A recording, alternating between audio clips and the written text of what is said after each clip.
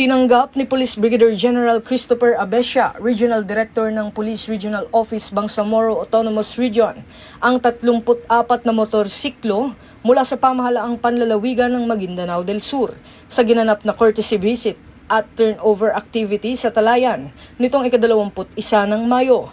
Personal ding nakipagpulong si Police Brigadier General Abescia kay Datu Ali Midtimbang bilang bahagi ng pagpapatibay ng ugnayan ng lokal na pamahalaan at Police Regional Office Bangsamoro sa pagsusulong ng kapayapaan at kaayusan sa lalawigan. Ayon sa PNP, makatutulong ang mga bagong motorsiklo upang mapalakas ang mobility, police visibility at operational readiness ng mga municipal police stations sa rehiyon.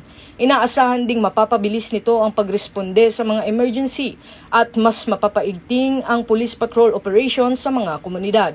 Nagpasalamat naman si Police Brigadier General Abescia sa patuloy na suporta ng provincial government sa kapulisan at binigyang diin na malaking tulong ang mga karagdagang mobility assets para sa mas episyenteng paghahatid ng serbisyo at pagpapanatili ng seguridad sa Bangsamoro Region. Patuloy namang isinusulong ng Philippine National Police ang adhikaing bagong PNP para sa bagong Pilipinas. Serbisyong mabilis, tapat at nararamdaman.